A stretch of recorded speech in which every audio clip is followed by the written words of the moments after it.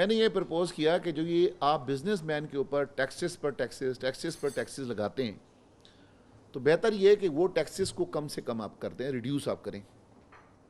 उसके लिए मैंने उन्हें प्रपोज़ ये किया कि आपने इससे पहले जब आपकी हुकूमत थी तो आप लोगों ने कर्ज़ उतारो मुल्क संवारो के नाम के ऊपर आप लोगों ने एक स्कीम चलाई जो कि लोग बड़े आगे बढ़े, लेकिन उससे कुछ भी नहीं हुआ। कर्ज़ उतरने के बजाय कर्ज़ बहुत ज़्यादा बढ़ गया। इस मरतबा भी जब आप लोग हुकूमत में आने से पहले अगर हम तकारीर देखते हैं आप लोगों की, तो आप लोग यही करते थे कि हम जो है तो इस मुल्क से कर्ज़े ख़त्म करेंगे और हम कोई नए कर्ज़े नहीं लेंगे।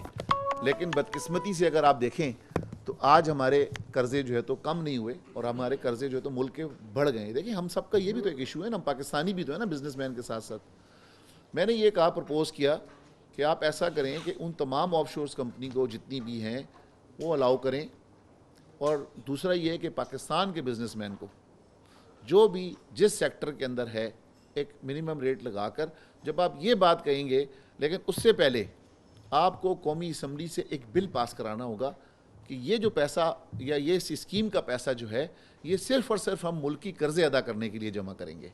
तो वरना तो आप लोगों पे तो हमें पहले की तरह ट्रस्ट नहीं है, क्योंकि आप अपनी साख ख़राब कर चुके हैं। आपने मुल्क उतारो कर्ज संवारो के नाम पे पहले पाकिस्तान के लोगों से पैसा लिया। पहले आप लोगों ने जो है तो जिन लोगों के फॉरेन एक्सचेंज अकाउंट्स थे आप लोगों ने उसे मुंजमद किया। तो आप लोग बेसिकली लोगों की नज़र में अपना इस किस्म का ट्रस्ट आप लोगों ने ख़राब किया हुआ है आपने। तो इस वजह से मैंने ये प्रपोज़ किया कि आपको जब कौमी असम्बली से पास करा लेंगे तो इसका मुझसे तो कानून बन जाएगा। जब वो कानून बन जाएगा तो उस अकाउंट में जितना पैसा आएगा वो आपकी मजबूरी होगी कि आपने कर्ज़े वापस करने, आप वो किसी और अकाउंट में यूज़ नहीं कर सकते। और दूसरा जो हमारा, अच्छा अगर ये हो जाता है, ये पूरी 66 बिलियन है, 6 बिलियन हमारा IMF के पैसे हैं, इस तरह से बाकी दीगर इंस्टीट्यूशंस के पैसे हैं। अच्छा, ये सारे के सारे अगर इस किस्म की कोई स्कीम आ जाती है तो विद इन 3 मंथ 90 डेज़ के अंदर मेरे ख्याल में एग्री करेंगे आप लोग कि हम शायद फारिग हो सकते हैं। हर पाकिस्तानी इसमें बढ़ चढ़ कर हिस्सा लेगा, क्योंकि दुबई में 3rd लार्जेस्ट इन्वेस्टमेंट इस टाइम हमारे पाकिस्तानियों की है। ये ख़ुद गवर्नमेंट भी एग्री करती है और हम सब दोस्तों को भी पता है। अगर अलाउ ये करेंगे, अब इन्होंने पिछले दिनों मैं आपको बताऊं कि इंटरनेशनल प्रेशर के ऊपर इन्होंने तमाम दुनिया से चीज़ें इकट्ठी करना शुरू की हैं। मकसद कि आपका एक इमार अगर बड़ा काम कर रहा है तो इन्होंने इमार से उसकी डिटेल्स ले ली हैं और लोगों से भी डिटेल्स ली हैं। क्योंकि मैं आपको बताऊं कि थोड़ा मैं FIA किसी दोस्त के साथ गया तो वहाँ पर लातादाद फ़ाइलें जो हैं हमारे दोस्तों की मौजूद हैं, ठीक है ना। अब जब वो फ़ाइलें मौजूद हैं तो हम लाजमी किसी न किसी दोस्त के साथ जा रहे होते हैं कहीं ना कहीं, ठीक है। आप यकीन कहीं गए हैं किसी के साथ जो आप मुस्करा रहे ज़्यादा हैं नहीं, मैं तो गया हूँ तो मैं तो आपको रियलिटी बता रहा हूँ ना जी, इसलिए मुझे पता है। तो वो दोस्तों को जब वो मौका मिलेगा, क्योंकि अभी उसका रास्ता नहीं पता लग रहा कि उसको सेटल कैसे किया जाए, हम अपने अपने अंदाज से सबको गाइड करते जा रहे हैं। अगर इस किस्म का रास्ता सबको दे दिया जाए, किस वजह से?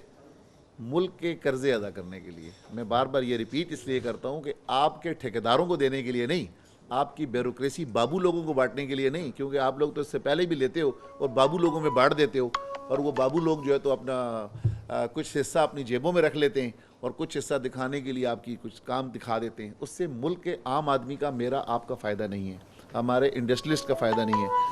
अगर हम कर्ज़ों से निजात ले लेते हैं आज के दिन में, उससे हमारा फ़ायदा क्या होता है? एक तो हमारी नस्ल जो है तो कल को, हम तो अब पूरी कौम का भी, हमें बच्चों के लिए भी सोचना चाहिए ना। अगर ये पॉलिटिशियंस नहीं सोचते तो मेरे ख्याल से being a Pakistani, being a मुसलमान, हमें सबके लिए सोचना चाहिए। अगर वो बच्चे हमारे मकरूज़ पैदा होना बंद हो जाते हैं, जो आज 1.25 लाख से लेकर 1.5 लाख रुपए तक का बच्चा 20 करोड़ पे डिवाइड आप करें तो बच्चा मकरूज़ पैदा होता है हमारा। आज हमारी इंडस्ट्री बैठ गई है, आज हमारी इंडस्ट्री में काम नहीं हो रहा। आप सेल्स टैक्स 17% और बाकी आपके रेंटल इनकम पे 35%, आप दिन ब दिन आप सिर्फ इंटरनेशनल प्रेशर्स के अंदर आके FBR के टैक्सेस जो तो इम्पोज करते जा रहे हैं। जब आपके ऊपर अखराजात नहीं होंगे ये वाले कम से कम तो IMF के या वर्ल्ड बैंक के, फिर आप क्या करेंगे? आप अपनी पॉलिसीज़ अपने मुल्क को सामने रखते हुए आप बनाएंगे। अभी तो आपके ऊपर प्रेशर होता है कि आपको IMF ने ये कहा है कि जनाब कि ये करें। तारिक बाजवा साहब को FBR का चेयरमैन इस वजह से हटाया गया। 92 चैनल के ऊपर मैंने पूरी रिपोर्ट देखी मैंने।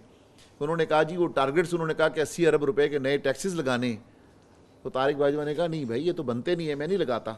इससे पहले गालिबन तारिक बाजवा थे अगर मैं गलत ना हूँ तो उन्होंने कहा कि अच्छा आप नहीं लगा सकते तो okay then you can resign. तो उन्होंने इस पर छोड़ दी। ये मैं टीवी चैनल की बात कर रहा हूँ, ठीक है, अपने जो मेरे ज़राए हैं, जो मैंने देखी है रिपोर्ट। और वही बात हो रही है, अब वो जाते हैं डार साहब वहाँ से होकर आते हैं, जो डिक्टेशन मिलती है वो डिक्टेशन हम पर इम्पोज कर दी जाती है, ठीक है। ये जो अभी इस पूरे सिनेरियो से मैं समझता हूँ हम गुजरें, ये उसी एपिसोड का एक हिस्सा था, ये वाला सारे का सारा। अगर कर्जे ख़त्म होते हैं तो देखें हमने सेविंग कहाँ पे कर ली जी। अब जो हमने IMF को या वर्ल्ड बैंक को जो हम लोग पैसे देते थे इंटरेस्ट की मद में, वो पैसा बचा हमारा। जो हमारे इंडस्ट्रियल सेक्टर का जो बड़ा मुतालबा है इस टाइम पर कि सेल्स टैक्स को सिंगल डिजिट में लेकर आया जाए, वो तमाम लोगों का मुतालबा है। आज हमारी टेक्सटाइल जो है तो बिल्कुल बैठ के रह गई है, जो हम सबसे बड़े एक्सपोर्टर हुआ करते थे अपने मुल्क के, ठीक है। टेक्सटाइल सेक्टर के अंदर सबसे ज़्यादा पानी की रिक्वायरमेंट है। जब आपके पास बिजली, पानी, गैस आप नहीं देंगे और फिर आप कहते हैं जी एक्सपोर्ट हमारी कम हो रही है, हमारी दीगर चीज़ें कम हो रही हैं, तो वो कहाँ से करेगा। वो इस नापैद हालात के अंदर आज हमारा इंडस्ट्रियलिस्ट जो है तो अपने मुल्क में काम कर रहा है, जो खराज तहसीन है। आप यकीन करें, आप कहते हैं कि जी ढाका के साथ मुकाबला करें, इंडिया के साथ मुकाबला करें, दीगर ममालिक के साथ मुकाबला करें। वो भाई मुकाबला कैसे करें? एक के हाथ में क्लाशनकोफ है और एक के हाथ में तलवार है, तो वो तलवार वाला बेचारा क्लाशनकोफ का मुकाबला कैसे करेगा? वो तो पहले ही फायर करके उसको गिरा देगा। तो एप्पल टू एप्पल मुकाबला होता है। तो वो सारी रिसोर्सेज हुकूमत का काम है प्रोवाइड करना, और उसके बाद गालिबन जो है हमारा इंडस्ट्रियलिस्ट, हमारा बिजनेसमैन शायद मुकाबला करने की सकत रख सके उस तक। ऑटोमेटिक इन्फ्लेशन ख़त्म हो जाती है अगर हमारे कर्जे ख़त्म हो जाते हैं, ठीक है। जब सेल्स टैक्स कम हुआ तो 10% तो कम अज़ कम फारिग एंड कंज्यूमर तक का फ़ायदा हो जाता है ना। हर हम लोग साबुन लेते हैं, टूथपेस्ट लेते हैं, हर चीज़ लेते हैं, तो उस पर सेल्स टैक्स लगा हुआ है, तमाम चीज़ें। इसका एडवांटेज क्या नीचे तक चला जाएगा।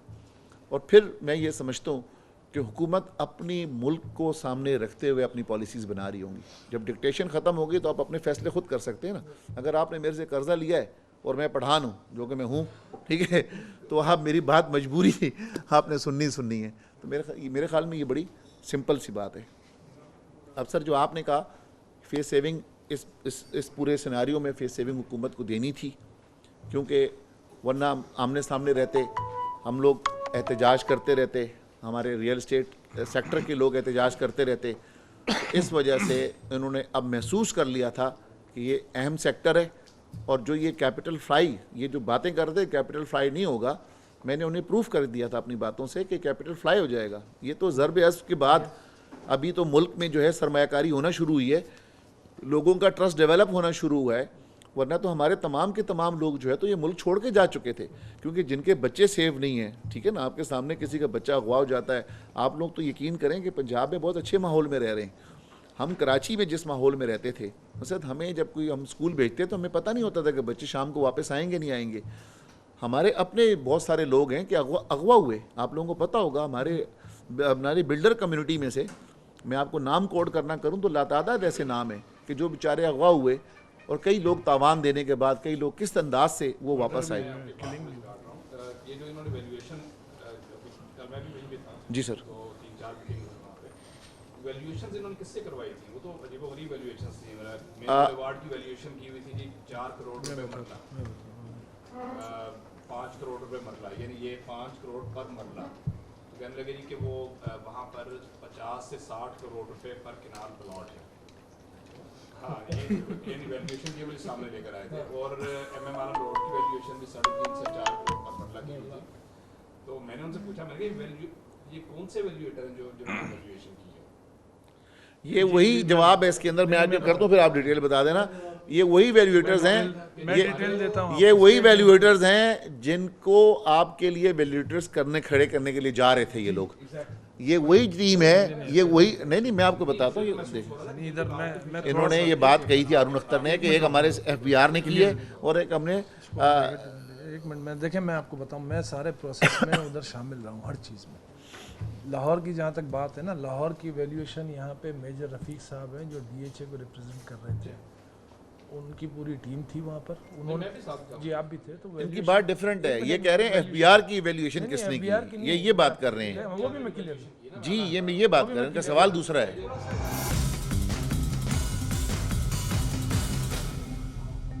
कि जो कानून पहले लागू था आज से पहले, उसकी वही कानून आज भी लागू है, फाइलर बनने। और वो कानून क्या है कि मुझे 100% उम्मीद है कि कोई भी आदमी ऐसा काम नहीं करता, चाहे वो नॉन फाइलर हो, कि वो हुकूमत के खाते में जाके प्रॉपर्टी ख़रीदता है से 50 लाख रुपए की और उसके पास उसका वाइट कैपिटल ना हो।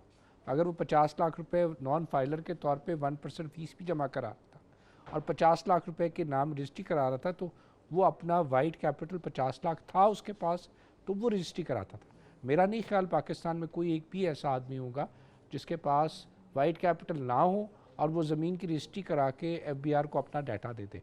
तो वो सिस्टम जो है वो एज़ इट इज़, जो सिस्टम पहले था वही सिस्टम आज चल रहा है। तो स्पेसिफिकली आप ये बात कह रहे हैं कि अगर 5 साल से पहले की परचेज है तो उसका सोर्स इनकम टैक्स डिपार्टमेंट किसी चीज़ के पास पूछने इंक्वायरी की नहीं कर ताकत सकता। ही नहीं है उसके पास पूछने की। और 5 अगर साल से पहले की है, अगर 5 साल के बाद की है और इस 5 साल के अंदर है, उस 5 साल के अंदर में उसने जो पैसा दिखाया था वो पैसा उसकी कानूनी तौर पे कल भी पूछ सकते थे, आज भी पूछ सकते हैं। और वो पैसा जो आप फाइलर के तौर पे या नॉन फाइलर के तौर पे जिस पे आप प्रॉपर्टी खरीदे, वो पैसा वाइट कैपिटल होना ज़रूरी है।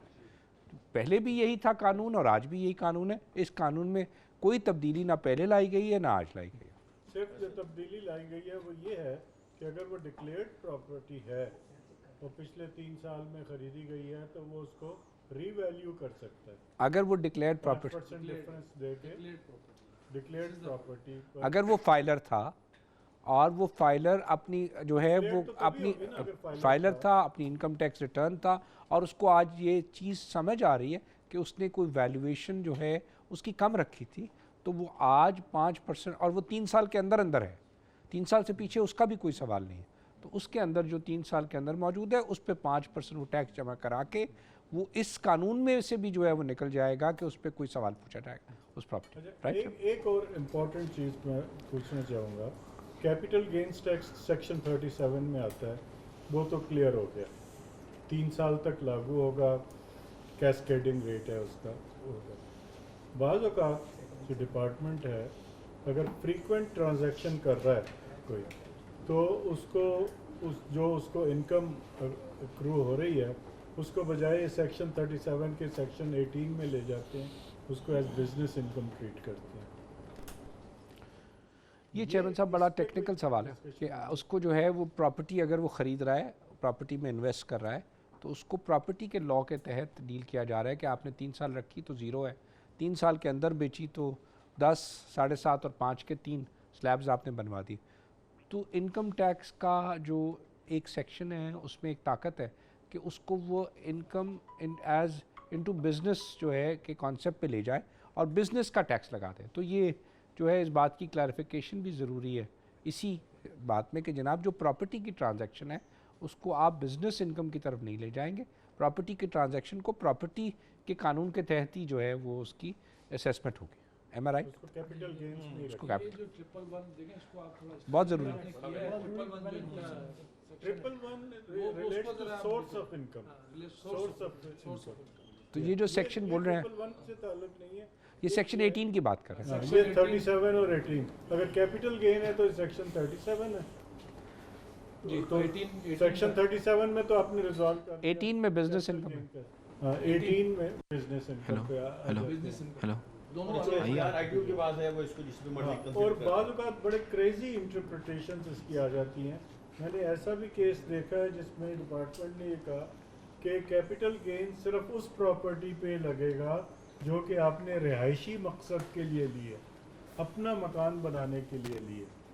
तो ऑब्वियसली अब कमर्शियल प्लॉट है तो कोई अपना मकान बनाने के लिए तो नहीं लेता, या रिहायशी प्लॉट है तो कोई 4 प्लॉट भी ले सकता है और 4 प्लॉट भी बेच सकता है। अपने प्लॉट पे तो मेरे One ख्याल plot तो बिल्कुल free है। रेजिडेंशियल के लिए तो नहीं होना, कैपिटल गेन आपने अपने वन मकान में प्लॉट थोड़ी तो की। फ्री है ना, अगर मैं 4 प्लॉट खरीदता हूँ तो क्या? नहीं, 4 प्लॉट सेम नाम पे खरीदते हैं तो बाकी के आपके फिर फ्री नहीं हुए ना। उस एक पर ही पे आपने- होगा। एक पे ना आपको पर्सनल मकान एक कैपिटल गेन देना है। लेकिन कमर्शियल को नहीं, कमर्शियल पे तो नहीं, लगेगा। बाकी 3 साल तक देखें, सिंपल सी नहीं, बात आ बाकी गई। पर देखें कैपिटल गेन ही देना सर, है। अगर आपका 3 साल के अंदर है तो वो कैपिटल गेन हो गया, वही टैक्स ही हो गया ना। 3 साल में आप आप उसको- सेल करते और हैं 3 तो- साल के बाद अगर आप करते हैं असल में तो वही वो फिर कहना चाह आपका रहे हैं कि इनकम टैक्स में आ जाएगा ना, उस पर आपने नहीं, कितनी अगर- इनकम अगर जनरेट 3 साल के ऐसे ही अंदर- है ना यार। नहीं, नहीं, वो ये कह रहे हैं ऐसा कि नहीं है। सेक्शन 18 जो है उस एक और कानून है जिसके तहत उस प्रॉपर्टी को वो एज बिजनेस भी गिन सकते हैं। तो मैंने जिसका 50 rate भी 30% होता है। जी वो तो देखें आप, वो तो फिर उस पे जा तो रहे हैं, एफबीआर एक नई उस पे जा रहे इंटरप्रिटेशन हैं कर ना। सकता है, हम ये तो इस सवाल पे ही जा रहे हैं, पूछ केसेस पे जा रहे हैं ना, केस टू केस की बात है। लेकिन लॉ ये कहता है कि आपने कैपिटल गेन टैक्स दे दिया आपने, तो आपकी वो प्रॉपर्टी क्लियर होगी ना, जो आप 37 की बात कर Income रहे हो दे उसमें ऐसे ही है दी ना, ना, जब दे दिया तो क्लियर होगी आप। डबल टैक्सेशन तो हो ही सकती है, गेन टैक्स भी देंगे और इनकम टैक्स भी देंगे। तो ये एश्योरेंस हमें चाहिए। ये जो पार्लियामेंट में लेजिस्लेशन जा रही है, वहाँ जो आप जो बात कह रहे हैं, हमें वही एश्योरेंस उस लेजिस्लेशन में चाहिए कि जिस प्रॉपर्टी पे हम कैपिटल गेन्स सवाल दे ठीक है, हम देंगे, सवाल कर सकते हैं इस पे। जिस प्रॉपर्टी पे हम कैपिटल गेन्स दे देंगे उसको कीप करें एज अ फाइनल टैक्स। और उसका वर्ड बिजनेस का एग्जैक्ट वर्ड है एडवेंचर इनटू ट्रेड, तो वो उसको एडवेंचर इनटू ट्रेड की इंटरप्रिटेशन में ले जाते हैं। ठीक है सर, ये इसके जो रूल्स बनेंगे, ये आपकी बात है, रूल्स बने जाएंगे। उसमें आपने एक फिक्स करवा दिया कि जी हाँ। फाइनल लायबिलिटी हो गई, जी हाँ, यानी अब final Final liability liability, yes. Clear हो गई। कि जब आपने टैक्स लगा दिया उसको विद इन 1 ईयर किसी ने अगर प्लॉट खरीदे हैं तो एडवेंचर। मैं एक सवाल पूछ लूँ फिर मेरे सवाल जी, पूरे हो जाए। जो बिल्डर्स का प्रिजम्पटिव टैक्स की रिजीम जो आई है ना 20, 40, 70 वाली भी, उसमें एक जुमला उन्होंने आखिर में लिखा हुआ है, फॉर स्कीम्स अप्रूव्ड आफ्टर 1 जुलाई 2016। उस पर हमारा भी एतराज है, उस पर हमारा एतराज है। हम कहते हैं कि पिछले वालों को भी सेम मौका मिलना चाहिए, अदरवाइज आपकी जो टैक्स कलेक्शन है वो आपकी नहीं होगी। हमारा जो प्रपोजल फ्लोट हुआ था, हमारा पिछले और नयों के साथ गया था, लेकिन ये ब्यूरोक्रेसी ने अपने लिए कोई ना कोई लकूना छोड़वाना होता है। Exactly. इन्होंने आखिरी वक्त के ऊपर, हमने जब हारून अख्तर से और वो विष्णु साहब जो हमारे जो पॉलिसी के थे, और उनसे हमने कहा आपके साथ तो ये सारी डिटेल डिस्कस हुई थी, कहते हैं यार हमने तो सब रिकमेंड एज इट इज किया था आपका, ये फाइनल पता नहीं है साहब डार के पास गया, क्योंकि उसका ये कोई कोई खास सेंस नहीं बनती कि एक कंपनी है, वो एक प्रोजेक्ट तो जा रही है प्रिजम्पटिव टैक्स रिजीम में और एक प्रोजेक्ट को वैसे असेस करा रही है, एक ही कंपनी ये है, शेख साहब पूरी आपका- कंपनी प्रिजम्पटिव टैक्स रिजीम में पर जा इस रही है। वक्त का एहतजाज ही हमारे इस वक्त और उसमें चेयरमैन साहब एक और पॉइंट है, दिन को मीटिंग है FBR कल में, सुबह है यही मीटिंग। पॉइंट है कल। नहीं जीवा साहब एक पॉइंट जरा और रजिस्टर कर कि आपने इस साल उनको कहा 24 अरब रुपए, चेयरमैन साहब आपने इस साल उनको कहा कि आपको 24 अरब का टैक्स मिल जाएगा, ठीक है, ठीक अंदाजा, ठीक है, अपनी असेसमेंट कर। अब ये सवाल ये है कि 2016 का जो टैक्स का कानून है, जिसमें मैं आज टैक्स की रिटर्न भरूंगा सितंबर में, ठीक, उसके कानून तो पिछला कानून लागू है, तो 24 अरब कहाँ से आएगा? तो ये तो तब आएगा अगर आप फिक्स टैक्स इस साल में, इस फाइनेंशियल ईयर में, यही बात हम समझा रहे हैं उन्हें कि फिर तो ये 2018 के लिए चला गया ये ब्यूरोक्रेसी आपको इस स्कीम को फेल करने कि के वो लिए 4 अरब का जो 2016 के फाइनेंशियल ईयर में आया था, 17 में भी फिर वही आएगा।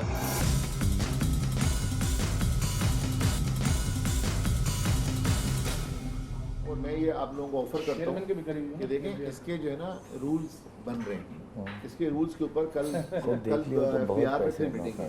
अब कल तक हमारे ये इशू रिजॉल्व हुए ना, दूसरा जो स्टेट वाले रियल एस्टेट वाला इशू आया था, इस वजह से ये FBR क्योंकि पॉलिसी वाला मेंबर भी वही है, वो सब इस काम में लग गए थे, वरना हमारे रूल्स अभी तक बने भी होते हैं तो अभी तक ये बहुत सारे जवाब आपको मिलेंगे। हम लोगों के जहनों में अच्छी बात है कि जो जो सवालात हैं, हम जब कल उनके साथ बैठेंगे तो ये अभी सेक्रेटरी साहब मौजूद हैं, ये सवालात जो है अकबर शेख साहब अभी डिक्टेट करा देते हैं ताकि आप जो है ये एजेंडा पॉइंट में डाल के ले। पॉइंट आपका भी वैलिड है, जो आपने बात की, अच्छा आपने बात की, शिराज ने बात की, दोनों डिफरेंट, उनका भी वैलिड है पॉइंट, उस पर हम सवाल जरूर रखेंगे कि जी, 1 2 3 3 सवाल आ गए। हाँ, तीनों सवाल रखे और सी ना सर आ हम जाए तो ना। कहते हैं कि आपको एक बैठ के लिखवा दें, हम एक पेपर मैं भी लिखवा दूं। चारों सवाल, ठीक है ना, अच्छा, उनको मैं- सामने रख मैं भी लेंगे, तो- जब रूल्स बन रहे होंगे शेख साहब हम भी देख सवाल लेंगे कर कहीं रहे से हैं। कंफ्लिक्ट तो नहीं शेख है। साहब से भी एक सवाल कर लूँ। जी करें। ये जो आप कॉन्ट्रैक्टर की बात कर रहे हैं, जो टैक्स की बात लिखवाने वाले हमारे पास एक ही आदमी है, हाँ मुझे पता, ये जब मेरे साथ मीटिंग में इस्लामाबाद में बैठते हैं मुझे पता है उन लोगों के हमने साथ बता क्या भी दिया, हमारे पास एक ही इंजीनियर है, वो अपने नाम के साथ भी इंजीनियर लिखते हैं। है भी ये जब आज ये फाइनल टैक्स रिजीम आ रहा है ना, तो हमारी इंडस्ट्री के ऊपर 1% टर्नओवर टैक्स था, या फिर आप 16 या 70% टैक्स करके देना, लेकिन 1% टर्नओवर टैक्स के बाद हम एक्चुअल उनको दिखा देते ना कि एक्चुअल हमारी रिकवरी एक्चुअल टर्नओवर है, उसके बाद भी इनकम टैक्स कमिश्नर जो है वो हमें फारिग नहीं करता। मेरे उसके बाद भी ये प्रॉब्लम आती है कि हम जो है फिर या तो दूसरे सिस्टम में या इसमें रहते थे, यही चीज़ तो आपके यहाँ भी होगी ना, लेकिन उन दोनों चीज़ों को ख़त्म करके हम फाइनल टैक्स रिजीम में आए, ये पहले दो सिस्टम। तो अनसर्टेनिटी खत्म करें, ये एक बड़ा अच्छा बात कर दी फाइन प्रिंट देख लीजिएगा। कि हम जैसे एक्सपोर्ट में, क्लियर है क्योंकि हमने इतना दिमाग खाया उनका, इतनी मीटिंग्स दी हैं हमने। नहीं आपको एक तजर्बा बता, क्योंकि हम ये कह रहे हैं कि हम एक्सपोर्ट जब करते हैं ना, तो एक्सपोर्ट पे 1% टैक्स है। तो सर ये तो देखें, जब मैंने अब आज मैं आपको इसकी बताता हूँ, बात तो कर रहा था हमारे पे एडेड एडवांटेज ये है कि भाईजान की वजह से मुंशी साहब की वजह से आज हम वहाँ पर वाइस प्रेसिडेंट भी हूँ मैं फेडरेशन के अंदर भी, तो मेरा चेयरमैन आबाद के साथ साथ वो एडवांटेज है। वहाँ पर आपको पता है कि फेडरेशन के हाउस के अंदर बड़ी हाई प्रोफाइल मीटिंग्स होती हैं, तो वहाँ पर एक मीटिंग थी हमारी, अभी कानून शानून कोई नहीं बना था, मैं आपसे 3-4 महीने पहले की बात करूँ।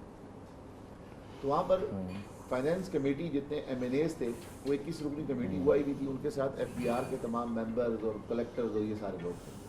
तो वहाँ मैंने वो टेबल किया था ये फार्मूला उस दिन, क्योंकि अब मेरे को एडवांटेज ये होता है कि इधर जो जहन में बातें होती हैं मैं वहाँ दिमाग सबका खा रहा होता हूँ। तो वहाँ मैंने जब ये बात कही तो लोगों ने, असद उमर ने और सब ने अप्रिशिएट किया, काफ़ी लोग थे। तो एक आगा जवाद मेरा दोस्त है कलेक्टर कस्टम्स जो है, उसने मेरे को आगा साहब ने कहा यार ये तो अनीफ तूने बड़ा जबरदस्त बात की सर, 1-2 मिनट फायदा होगा इससे। मैंने कहा आगा साहब तू इसको इसलिए अच्छा कह रहा है कि तू दुनियादारी में नहीं है, लेन देन में नहीं है, लेकिन तुम्हारे जो बिहार वालों के तो पेट पे हम लात मारने जा रहे हैं, उनकी तो हम दुकान बंद करने जा रहे हैं, मुझे बताएं तो मैं बताऊं। वो यही बता रहे हैं। ठीक है ना। तो ये बातें मेरी 3-4 महीने पहले फेडरेशन हाउस में तमाम FBR वालों से हो चुकी है, और 2-4 लोग सारे तो लेन देन वाले नहीं होते। अच्छा, तूने भाईजान का तो थैंक यू बोल दिया, मेरे वोट का नहीं बोला कि मेरे वोट की वजह से बना। सर आपका जो वोट है ना वो पैटर्न चीफ है इसके बारे में, वो बनाने वालों को शुक्रिया अदा करना चाहिए। अच्छा, एक और उसकी वजह से आपने मेरे को वोट दिया। उससे डायरेक्ट आ गया। यार हमारा तो वो घड़े की मछली वाली बात है, चाहे भाईजान कहते चाहे आप कहते, हम तो घड़े की मछली है। बिल्डर या डेवलपर की कहीं डेफिनेशन नहीं। फॉर एग्जांपल डिफेंस में एक आदमी एक 500 गज का प्लॉट लेके मकान बनाता है, क्या वो भी बिल्डर है और क्या वो भी उस स्कीम में कवर होगा फिक्स टैक्स की? बड़ा अच्छा सवाल है कि एक आदमी जो है एक सेल्फ एम्प्लॉयड आदमी है, बिल्डर बन गया, वो जाता है और एक घर बनाता है अपना, और वो एक घर बना के बेचता है, ठीक है। तो वो घर जो बना के बेचता है, बहुत सारे कराची में, लाहौर में, फैसलाबाद में लोग काम कर रहे हैं, 1 हो या 5 हो या 10 हो, तो एक बनाता है, दूसरा बनाता है वो, तो क्या वो भी इसमें फिक्स टैक्स में जा सकता है? 100%। ये बड़ा इम्पोर्टेंट है, 101%। मतलब बिल्डर और डेवलपर की डेफिनेशन इस तरह से क्लियर होनी चाहिए। अब इसमें कंपनी का सवाल खत्म हो तो गया। मेरे ख्याल में फर्गूसन को ले लेते सवाल हैं। खत्म हो गया। मैं आपको एक कॉन्सेप्ट दूं, Ferguson, I would say let's take Ferguson on board, और उसके जो सारे सवालात हैं फर्गूसन को साथ बिठाएं, for all times to come clear करा लें। सर शब्बर जैदी हमारे साथ दोस्त बैठा होता है, फिर गोसन का वही है ना, उसको हम कराची में बैठा लेते हैं मुछड़ को साथ। शब्बर को बिठा दें, यहाँ से आसिम जुल्फिकार को बिठा दें, दोनों को साथ बिठा दें, शब्बर को और आसिम को ऑन बोर्ड ले लें हम एज आबाद। हम आपको आसिम भेज देते हैं आबाद पंजाब की तरफ से, आप आबाद सेंटर की तरफ से शब्बर को ले लें। ऐसा करें ना, ऐसा करें, अभी इतला बैठे बैठे आई है, तो उन्होंने कहा है कि लेटर भेजें दुबई से, सागडार और हारून अख्तर में से हमारे पास आबाद हाउस आ रहे हैं कराची, तो कह रहे हैं शायद हम आप ऐसे ही उन्होंने कहा डेट हम देंगे, आप डेट हम देते हैं, अगर वो लोग आ जाते हैं तो आप लोग एक डेलीगेशन लाओ से आ जाइएगा, उनके सवाल साथ जवाब भी हो जाएंगे। हमको सवाल जवाब आज क्या सर राइटिंग में सवाल, गुफ्तन नशिस्तन बर्खास्तन हो जाती है, हमने बहुत देखा है, ज़िंदगी हमारी गुजर गई ये सारे काम करते हुए। सर सवालात राइटिंग में पूछ लें और जवाबात भी राइटिंग में ले लें। इसको एक काम कर, हमारा मैं बताता हूँ, परसों एक फैसला हुआ हारून अख्तर और डार साहब से कि जनाब ज़ीरो रेटिंग, आपने कितनी ज़ीरो रेटिंग के ऊपर कवरेज देखी है? इससे बड़ी तो कोई बात नहीं है ना, हर चीज़ ज़ीरो हो गई। अब इनकी दानिश मन्नू, इनके कज़न है, वो सुध मीटिंग में मौजूद थे, उससे सवाल पूछा, सर मेरे पे अब कोई टैक्स तो लागू नहीं है, मैं अब ज़ीरो पे बेचूंगा सेल्स टैक्स? उसने कहा जी 0 पे बेचेंगे।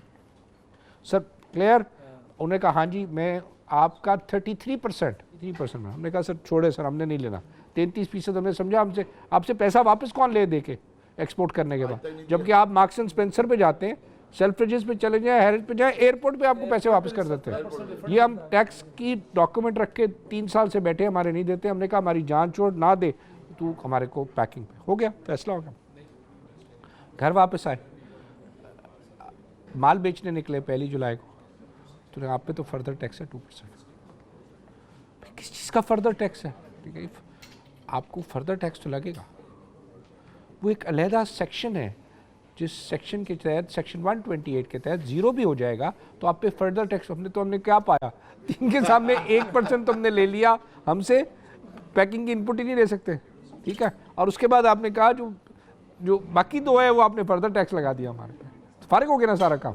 तो ये है FBR। और निसार साहब लड़ पड़े सेनेट स्टैंडिंग कमेटी में, मोहसिन अजीज़ साहब चेयरमैन है टेक्सटाइल के, तो स्टैंडिंग कमेटी में हमने निसार को बुलाया, अरे भाई ये तो फैसला ज़ीरो का हुआ। उन्होंने कहा हाँ जी हुआ था, बट इस ऑर्डिनेंस के इस लॉ के तहत ज़ीरो भी हो जाएगा तो मैं फर्दर टैक्स लूँगा 0%।